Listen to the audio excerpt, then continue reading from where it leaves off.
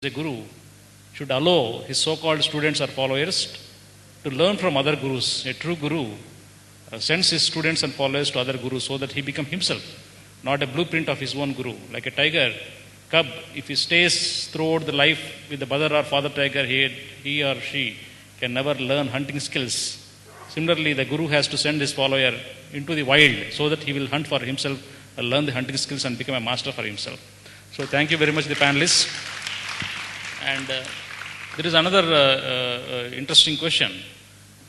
If we observe the spiritual teachings, the spiritual practices and all, on spiritual awakening that is happening, am I audible? There is some echo here, yeah. Spiritual practices across the world, everybody talks of global peace, everybody talks of spiritual revolution, everybody is talking of the global massive spiritual awakening. But the problem here is my way, my spiritual organizational way. You got my point?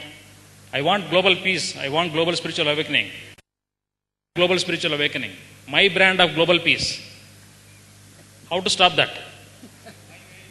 Yeah. My way is the only highway.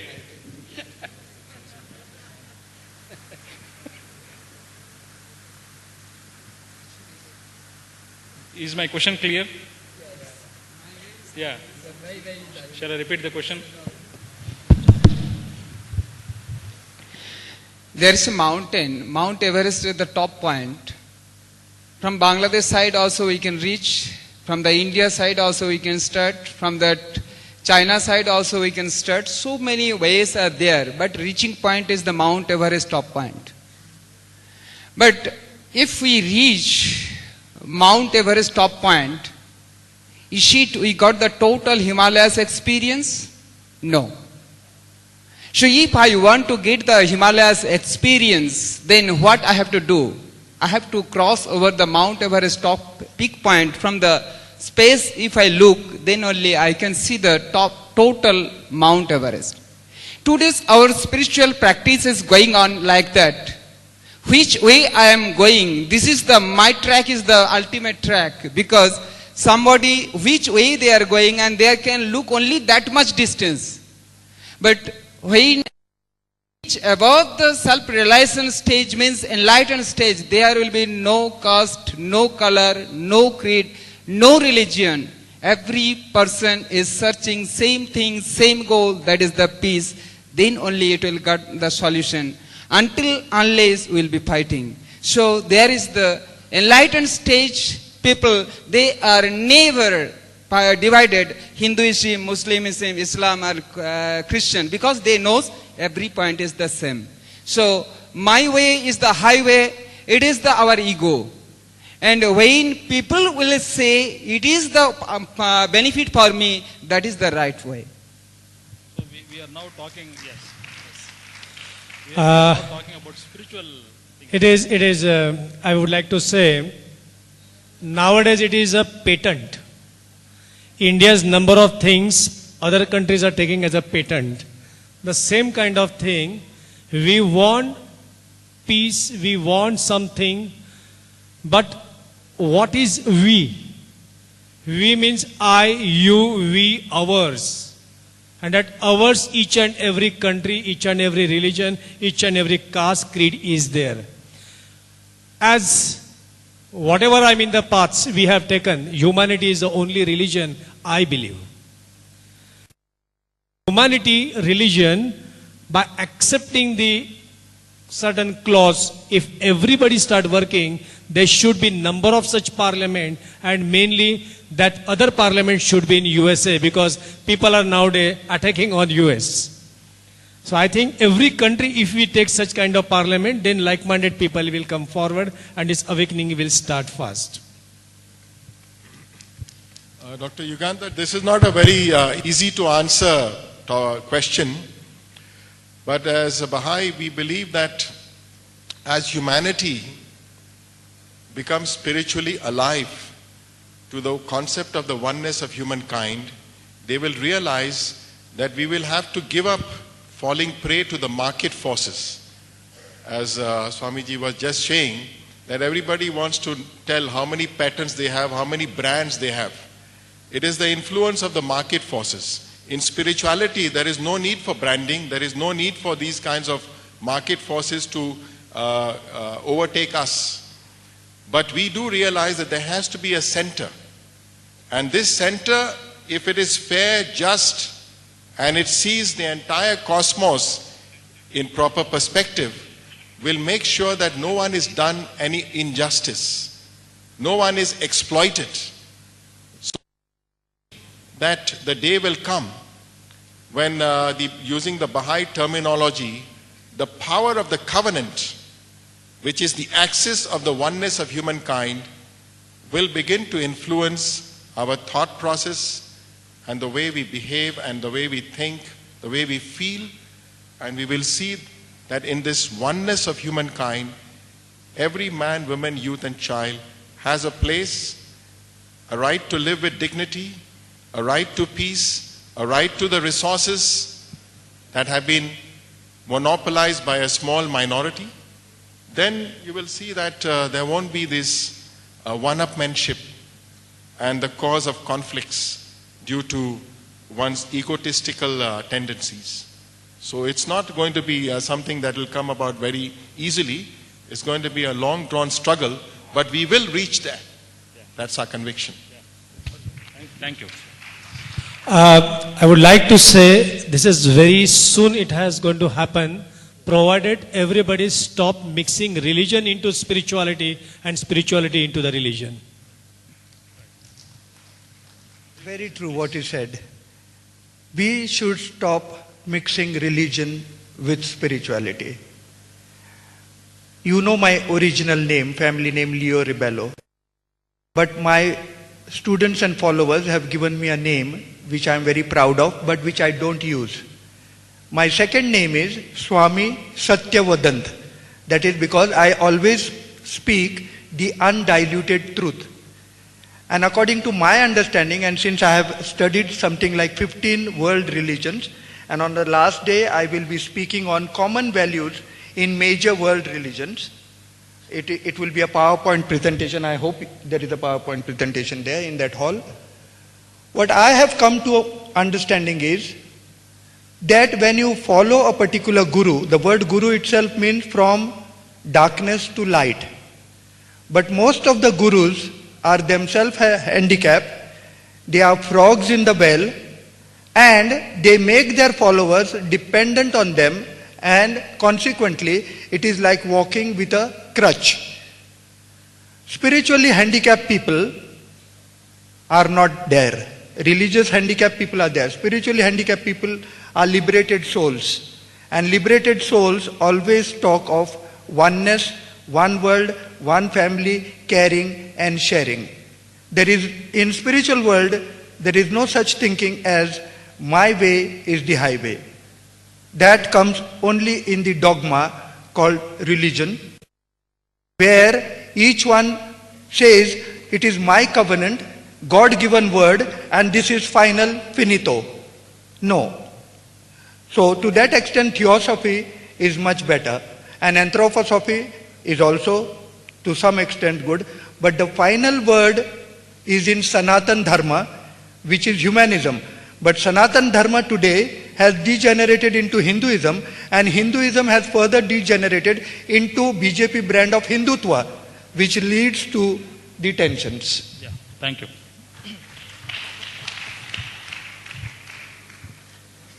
Now I'm hearing two questions here. Something going on about religion and something going on about because peace. This is a World Parliament of Spirituality, let us not use the word religion. Okay. No religion, it's But clear, over. it's not a dilemma. Yeah. It's fine. It's fine. I was just going to say, what keeps coming up is something a dear friend of mine often said. God save us from religion. And I really resonate with that. And then looking at this about peace, to be perfectly honest, in the past, I've never been very interested in peace movements.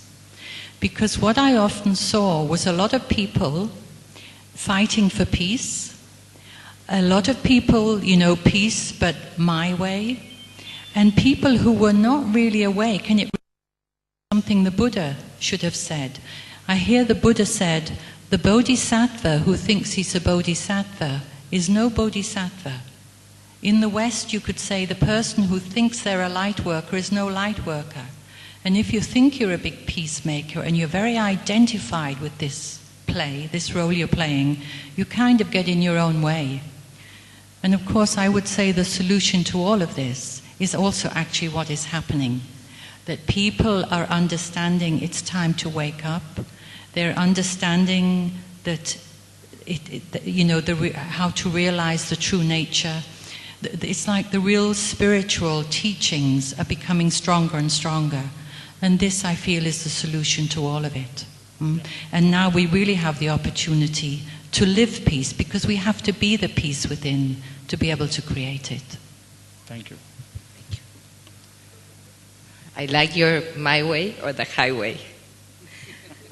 I think that it shows the net and the traps of the ego. It's a system that have trapped us and educated us to our smallness, into being into fears and so much limitation. But that doesn't change that light has no limitations, that God is infinite, that God is light, and it's up to us to move beyond my way or the highway, to move above, to raise ourselves in vibrations, to embrace our divinity so we can enter heaven and heaven and earth can merge. Again, I will come to the same statement what I made in my presentation. Balance your mind. Have control on your mind and your thoughts.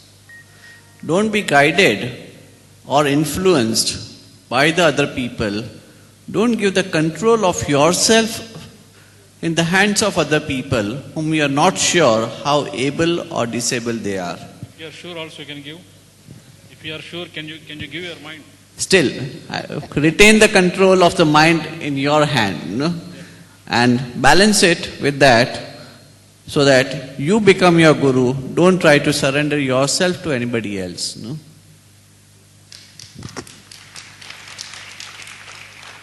When we go to college, lots of courses are offered to us, whether you want to become a doctor or architect or whatever, so many things. So then, no professor ever says, physics is the best way. All other subjects are useless. They never say like this. So, but the problem only rises in the spirituality world only, that man is definitely a very complex being.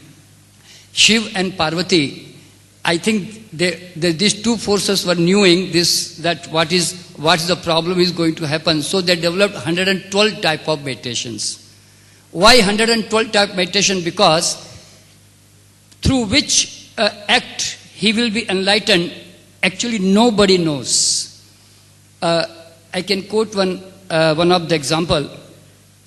I don't know the name of one saint, that in Calcutta, he was just going for morning walk, and the mother was just talking to his son in his house. Suppose, Mr. Deepak, उठो बेटा, कब तक सोओगे? जागोगे नहीं? उठो बेटा, कब तक सोओगे? Come on, awaken. How long you will be going to sleep? He listened to those words, and then immediately he got enlightened. So we don't know through which path he will get enlightened. Sleeping, even by preparing chapati also one get enlightened. So therefore there are so many different ways. I think because of that only Shiv Parvati created 112 type of meditation. So what I feel, a guru must guide his disciple not to follow his path, not to become a copier, not to become a follower, but he must he must help him to choose his own path. This is what my observation. Yes, thank you. So there are many meditation techniques. Some people say 112. If you go to Himalayas, I heard from a spiritual master that he knows 3 lakh meditation techniques. So, of course, for me, as is the size of the population of the world, so is the number of meditation techniques. So it is finally meditation which is most important than meditation technique. Because meditation is something which is common, like blood in all human beings. Meditation technique is different. Meditation is always uniform, and that actually connects us. So here, another question, if you observe, a seeker in the world, yeah, Mike. Oh, okay, thank you. If a seeker goes to many spiritual masters, a world parliament, a fresh beginner who is not contaminated by any spiritual guru, a fresh and fertile virgin seeker. So every spiritual speaker, seeker, master says that his teachings and wisdom here. Now, all the students or disciples or followers of particular spiritual guru or a spiritual teacher appears to be a great hero for him. But, and at the same time, if a spiritual guru appears like a hero, he gets attracted as a fan of him. It's more of fanfare, love affair, or more emotional affair than real spiritual connection.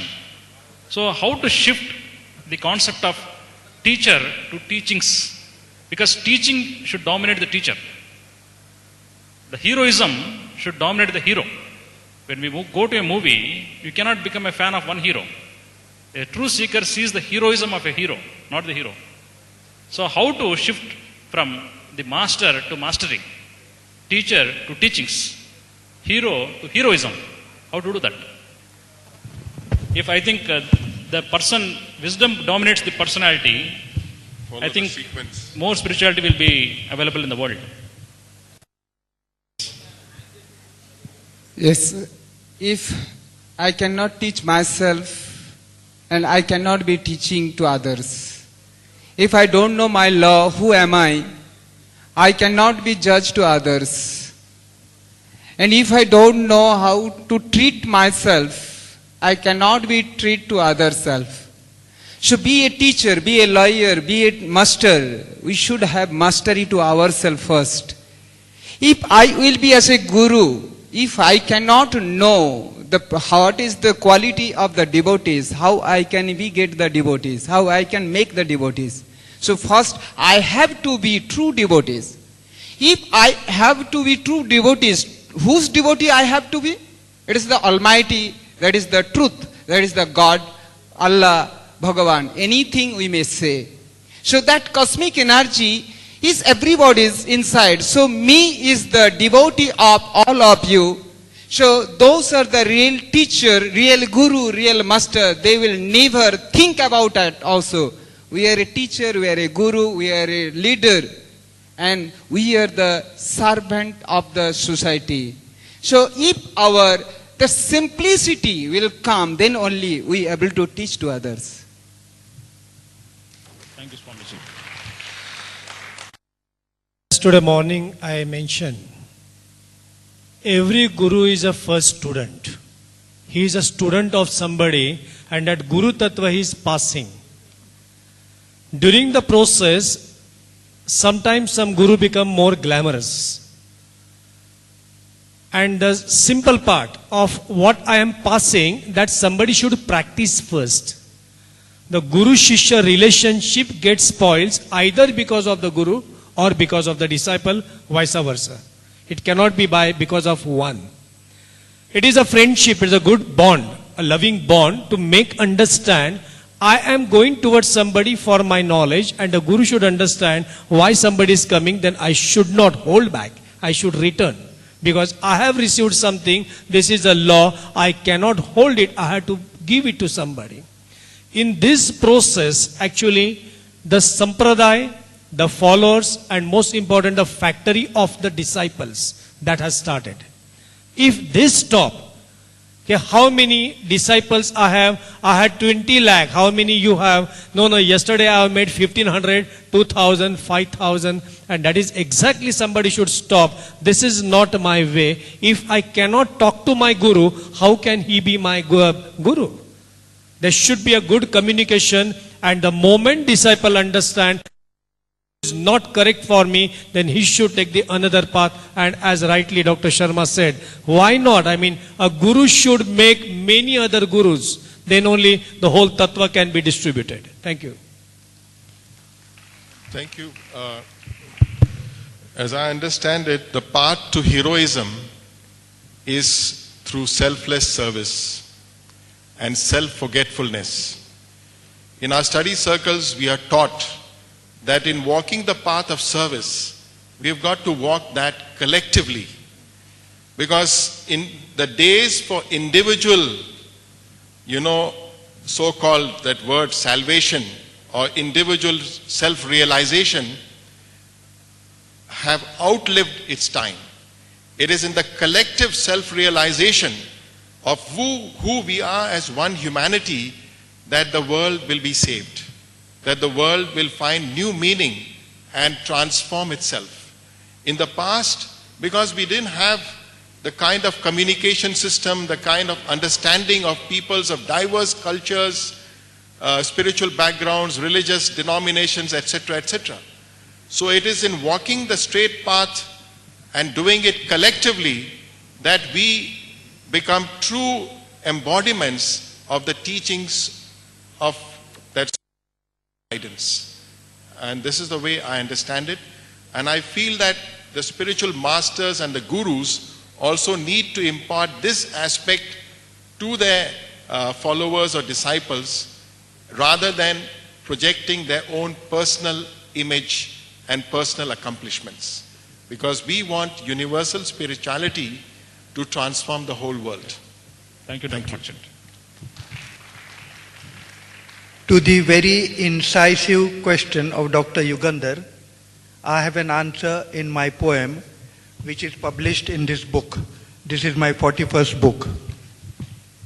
Leave your crowded, dying cities to live in remote villages, to learn the art of living from the simple folks in tune with nature. Walk with them barefoot if need be. Eat what they eat. Learn from them the art of survival. Trudge with village women miles and miles to fetch water, singing to overcome fatigue and pain. Sleep under the starry sky, listening to music of the night. Wake up in the morning with birds and bathe to rejuvenate in the river. After imbibing from these simple folks the simple facts of life, build on what they have. If you have something to teach, teach by example. Not something fanciful, but useful. Teach by showing, learn by doing. Not a showcase, but a pattern. Not odds and ends, but a system. Not piecemeal, but an integrated life. Not to conform, but to transform. Not relief, but release from bondage. Both yourself and them. Let the peacock dance in full splendor. And you know when the peacock dances? Peacock dances when there is rain, when it feels happy and secure. To the question raised by Dr. Merchant on sharing, I have a very good anecdote from Africa, where they practice Ubuntu. There was a cake laid out, it was a small cake, and there was a race. Whoever reached that cake, eat the cake. But in Africa, where Ubuntu is taught, all the children, instead of running individually, held hands and ran to that cake and shared that cake. That is reality.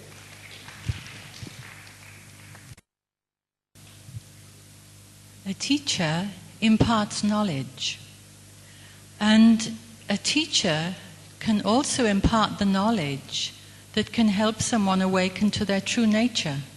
For example, a teacher of pure Vedanta can pass on the knowledge that enables someone to awake. A guru, and we know that guru means the dispeller of darkness, the dispeller of the illusion that people think they are, who they think they are. Not every guru is a teacher. A teaching is a skill, like playing the piano. But what happens with a guru is that a guru sitting there with a disciple, the guru can meet that disciple on every level of that disciple's life. He can go into every level, any problem, any difficulty. But the guru will never lose sight of the reality of who that disciple really is. The guru will not mistake the weather for the sky of the being. And when the guru does this, he or she imparts something to the disciple which can awaken that space within. What some call the inner guru. So this is the difference that I see between teacher and guru. Okay. Thank you.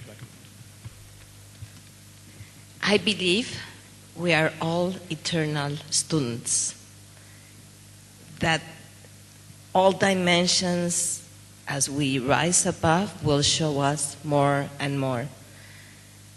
But if a teacher in a certain moment can inspire the life of somebody, inspiration means to in-spirit, to go within their spirit and awaken that spirit.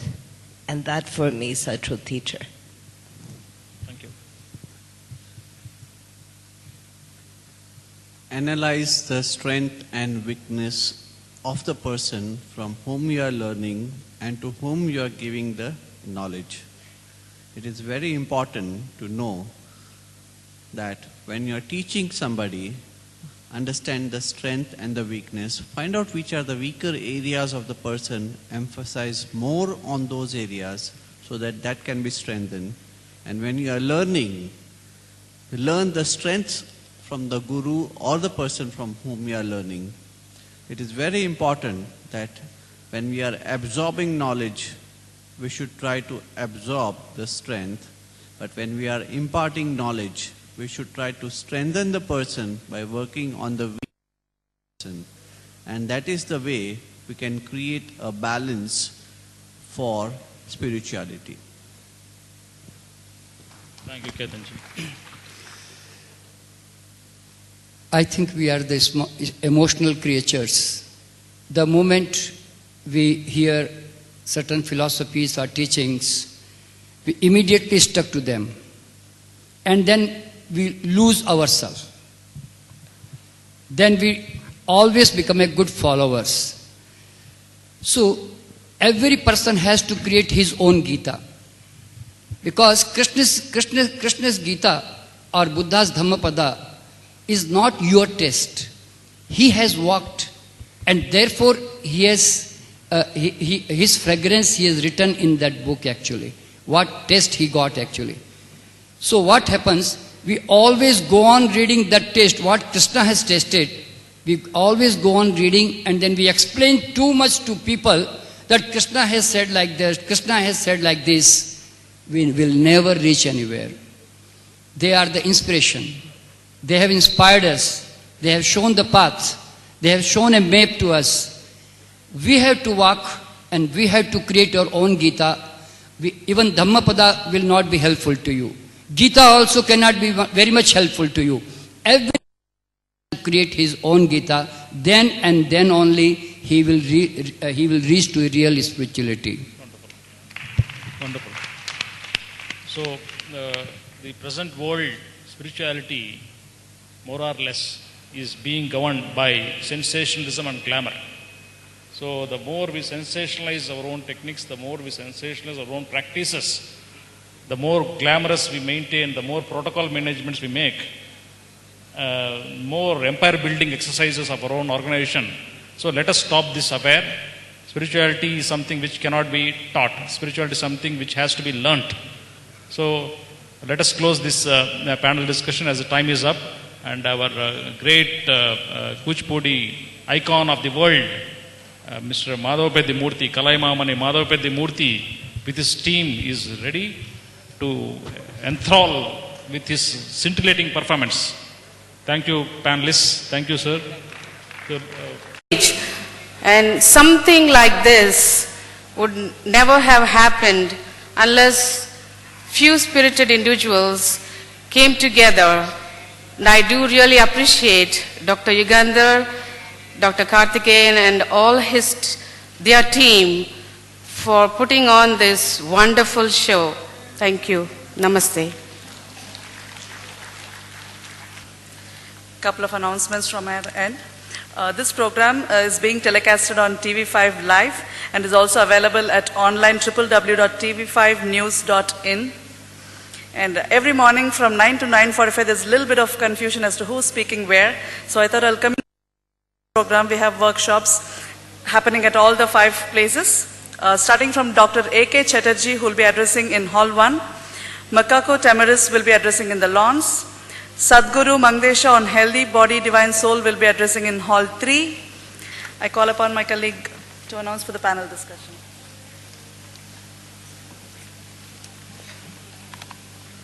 Thank you, Swati. Now we would like to welcome all the speakers of today to join us for the panel discussion.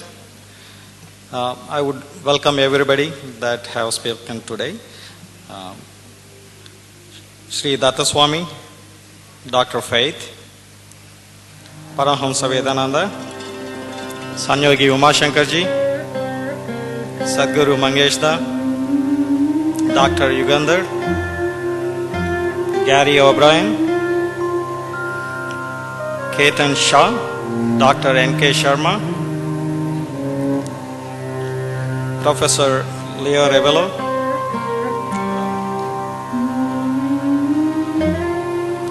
Dr. A.K. Merchant, Jacqueline Ripstein,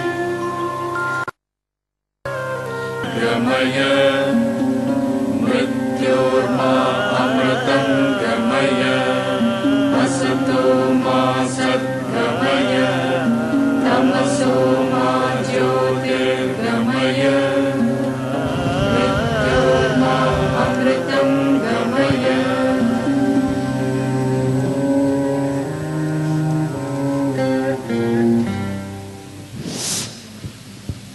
It's an honor for me to moderate this panel discussion. The discussion subject is there anything like ultimate or superior method of meditation or spiritual practice? I repeat, is there anything like ultimate or superior method of meditation or any spiritual practice?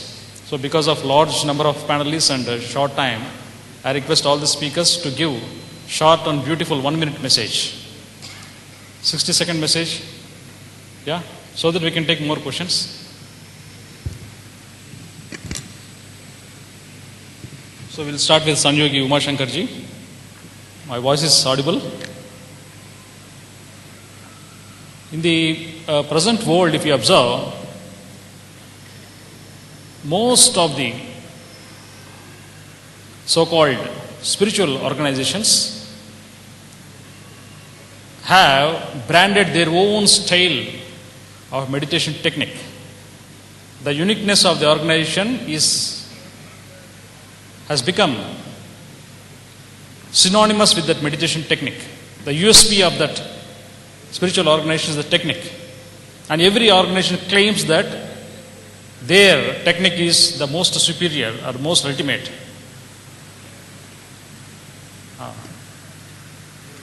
Echo is there. Yes, initially. I will stand here. Is it now audible? Okay. Better? No? No, there is echo here. There is echo. Yeah. Yeah. Yeah. So, most of the spiritual organizations, they claim that their meditation technique is ultimate or superior. And every organization has become synonymous with the technique and always claim that is the ultimate. Without that meditation technique, nothing is really possible. What are your comments? 1 minute, please. Yeah.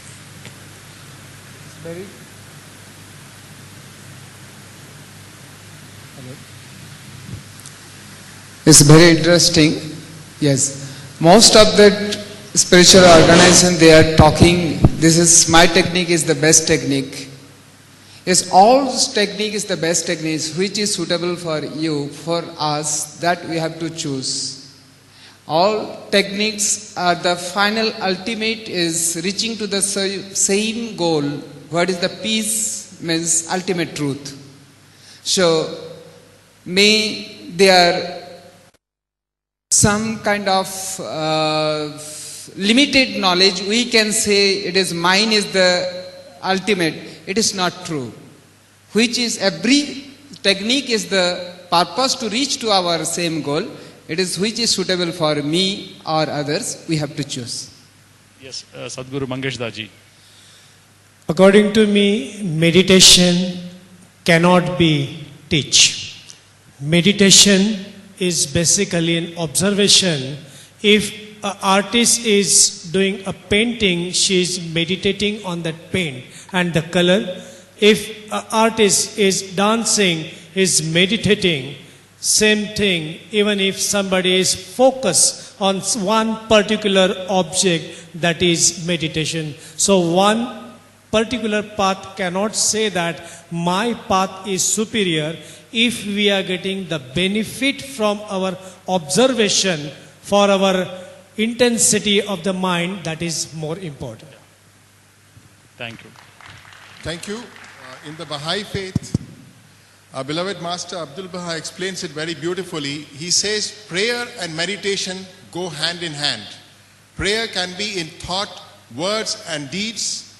In prayer you converse with the divine, with God, and in meditation you converse with your own spirit. You put questions to your spirit, and the inspiration that you have got from the words of prayers will help you to find answers within. Thank you. Yeah. As the holistic healer since 1978, I have studied various forms of meditations and taught.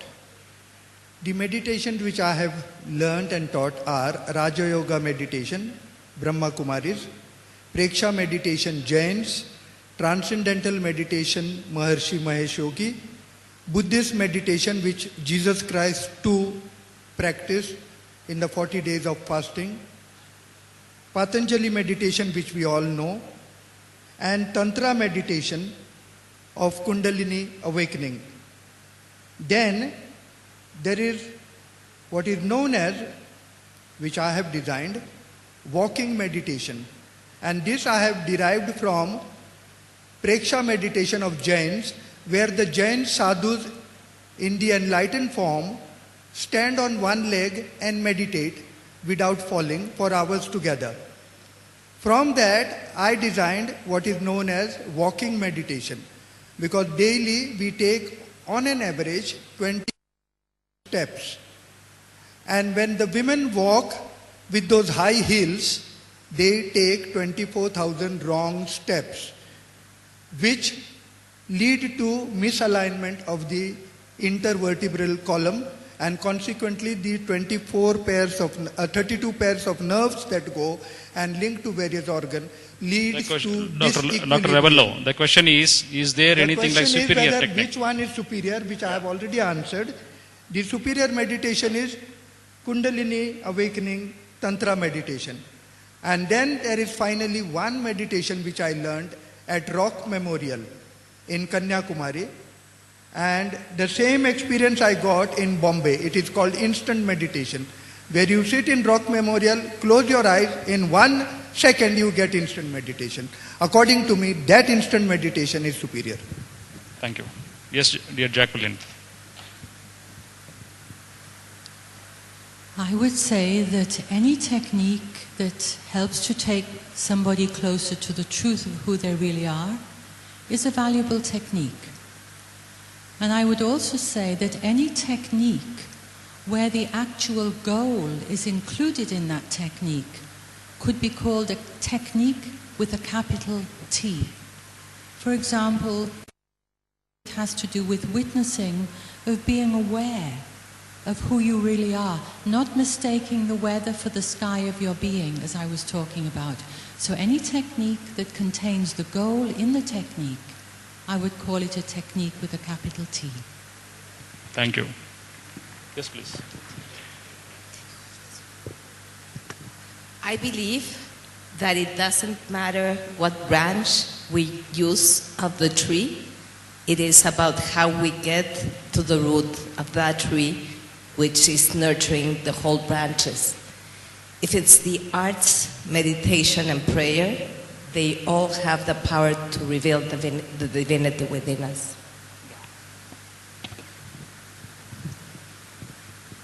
What is the purpose of meditation? Meditation is to improve our concentration and to align our mind and body. So according to me, whatever helps us in improving our concentration, that is the meditation that we should do. And even in Raj Yoga, concentration is considered as the sixth step to the path of meditation, which is the perfect meditation. So concentration is the one that helps us to improve, is the perfect meditation. And from the acupressure point of view, liver and lungs strengthening can improve the concentration, which can lead to meditative stage. Thank you, Dr. Ketan Shah. We have to choose the meditation according to our nature. What type of person we are? Are we emotional? Are we logical? So, logical people will never go for emotional type of surrendering type of meditations. And the surrendering emotional person will never go to logical type of meditation like Buddha, like Krishna or Patanjali. They have all attained their enlightenment through the Jnana Yoga. So what I feel, according to our nature, we have to choose whether you have to go through Bhakti Yoga or you have to surrender to yourself, and or you have to pass through the Jnana Yoga. So for me, in my view, awakening is the ultimate is the meditation. And if you are living with the unconsciousness in ignorance, then we are the worldly people, that's all. So therefore, ultimately, do the meditation which can enlighten you with the loss of nature and yourself. That's all. Thank you. Thank you, Sharmaji. So meditation is something which cannot be taught. So you should go by one's own nature. And meditation is not a technique nor an exercise. It is the process that happens through certain technique. So herewith there is another question. 100 years back, from 500 AD to till 100 years ago, there has been so much of bloodshed in the world in the name of religions, so much of massacre because of religious disharmony, religious fundamentalism turning into extremism and terrorism. So with the past, in the past 100 years, there is so much of spiritual awakening. Is there a tendency like growing spiritual fundamentalism, spirituality becoming a cult, spiritual organization becoming another type of religious phenomenon?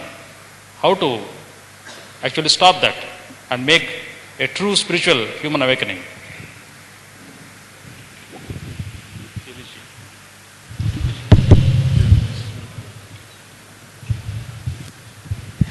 This is a very good question. Actually, today there is a meditation at our spiritual leaders. We are making a political issue like that. This is actually, yes, very, very important question, how to stop this. It's because of that our awareness also we have to develop. And who has, this is from my childhood, one thing was there. I have no right to say anything which is I have not practiced. So that is my ultimate, that, so today's, how we can stop this? This is that we have to awake our awareness, which awareness can catch to that who is guiding to us which angle. So if we could not find out, then it is creating problem. But it is tough to stop also. But slowly we have to develop our awareness, and that our awareness can bring us to our right direction. Thank you. Before I answer this, one very serious point connected to this, I would like to share. With my Guruji, I was one of the Kumbh Mela. And if some of you remember, in that Kumbh Mela, there was a big battle. Whose Akha should take the first dip into the water, and some group, they took the sword and they literally killed other people. I am a witness of it. Here the question arrives, why people gather towards that holy place and take a dip? And when we are, after just coming this January, we are celebrating this 4th Kumbh Mela. The spiritual sampradayas, they are fighting. And at the same time, the other people, they are also fighting. What is the difference? So spirituality, this is exactly the platform where I feel the water is a water. Whether I take a bucket of water and I connect myself to the Almighty with a lot of prayer, and I take the dip or I take the bath, it is equivalent. Ganga is in my house. In Mumbai particularly, I would like to share just Ganeshotsav Mandal. 364 days, 65 days, we are keeping the Ganesh Lord statue and we are praying. But when the festival comes, people, they go into the queue, and whose Ganesha will give more benefit, and whose Ganesha is really praying for the something that is understand. We have a Ganesha, but the unity via this festival one should celebrate. Spirituality is awakening. This is exactly the eye-opening. That is what I feel. Thank you, sir. Yeah, thank you very much for this question. Spirituality is universal. I believe that most of the conflicts are due to the egotistical nature. The ego is the main cause, and we become slaves to our ego when we do not live by the teachings of the Dharma, because the Dharma is what provides us the mystical experience of connecting to the divine. And in order to do that successfully, one has to express humility. If we are in a state of learning, if we are in a state of reciprocity and friendship with all, then I believe there is no reason why the sentiments or emotions of hatred, of war, of conflict should arise. So unfortunately, materialism coupled with the egotistical tendencies in human being have been the cause of the shedding of innocent blood. Otherwise, religion or dharma has always provided us the mystical teachings to be subservient and to live by the teachings of divinity. Yeah. Thank you. Yeah. Good question brings good answers, and you have seen that. 35 years ago, when I started my practice as holistic healer, I started teaching yoga and meditation in the church.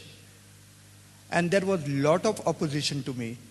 They say, you are talking about Hindu religion to us. Get out from here.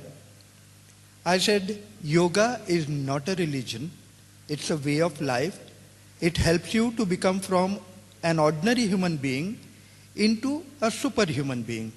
It joins your individual soul to the universal soul. Then there was silence. Then I told them, in meditation, if you think that I am talking against your Christianity, they said, what do you mean, your Christianity, you are not Christian? I said, yes, I was born into a Roman Catholic family, very orthodox, but I don't believe in any ism. I have gone beyond that. My wife is a Parsi. I have not converted her. I have not Christianed my two sons. Even in the school admission form, and they went to church school, mind you, I have written religion not applicable, caste not applicable. Later on, I wrote a booklet on yoga namaz. Because Muslims pray 5 times, and if you see those various things they do while doing namaz, it is, and it is also talking of saucha, because they wash their hands and feet beforehand, and they put little water in the nostril and all that is saucha of yoga. And then genuflection and all those asanas are explained in terms of yoga. And let me tell you that during the Bombay riots, those whom I had taught yoga, both Christians and Muslims, worked along with Hindus to stop the riots. And that is it. We have to go beyond religion. Yes, thank you. Dr. Yogander, I have no idea what the question was. Neither does the other Jacqueline. We couldn't get the accent. Yeah. So, as is the religious fundamentalism, so is the spiritual fundamentalism that is happening. How to stop it? Oh, okay. How to stop that? Yes. Well, I remember many years ago with an old Indian man I met in Kerala. We started a project called Free God from Racism. And one of the things we talked about there's also this tendency, my God's better than your God, my guru's better than your guru. It's like 2 kids in the playground, my dad's bigger than your dad. And I said to this man also that actually the people I work with, they're not really into fanaticism. Maybe we should also teach people free God from religion and ultimately free God. And this is what is happening. It's happening naturally as we move towards this shift in consciousness and as people move naturally from the solar plexus up to the heart. That's what I can say right now. I also think that I understand it well. I believe that we live in a time that our darkness is being very nurtured and our light is not that revealed. We're more used to our darkness than we are to our light. And when we are inputted fears by religions, it limits us and nurtures those fears even more. And as long as we come from limitless, we cannot get into unconditional oneness. Thanks. The purpose of spirituality is to bring about more peace, harmony, and brotherhood.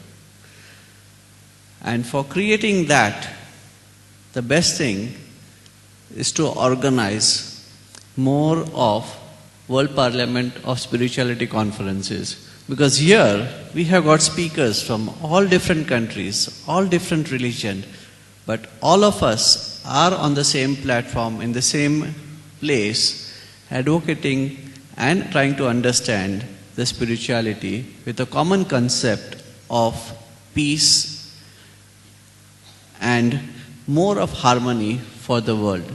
So that is what can solve our problem.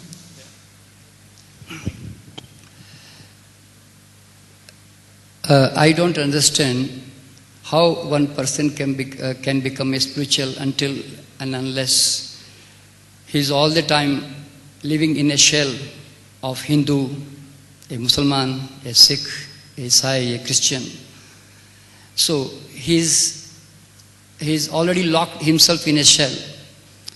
So I don't think that any person living with certain religion or certain this all casteism, he can become spiritual. The first step towards the spirituality is that he should recognize that we are just human beings and these are just colors imposed by our parents or our society, that's all. And then secondly, all guru, they want to make followers. They don't want, when they recognize their own wings, normally they don't allow others to use their own wings. They must initiate that if I have recognized my own wings, then you should also recognize your wings. I have searched my own sky, you must also search your own sky. So Guru means he must make the Guru, not the followers. The moment we become the follower, we die ourselves, we actually totally what's called block ourselves. Therefore, we cannot open them because we are using the all the thoughts and philosophy of another person which is not of your taste, which you have not tested so far. So therefore what happens? The follower never reach anywhere. So one has to become his own self-master. So I have written one poem in Hindi. Ishara is a guru. इशारे पे मत लटक, इशारे पे मत लटक, स्वयं के गुरु को जान, दूसरों के पंख क्या काम के, अपने पंख पहचान. Wonderful. So there should not be anything like spiritual fundamentalism. Every human being needs to get awakened in his own way and practice. And every guru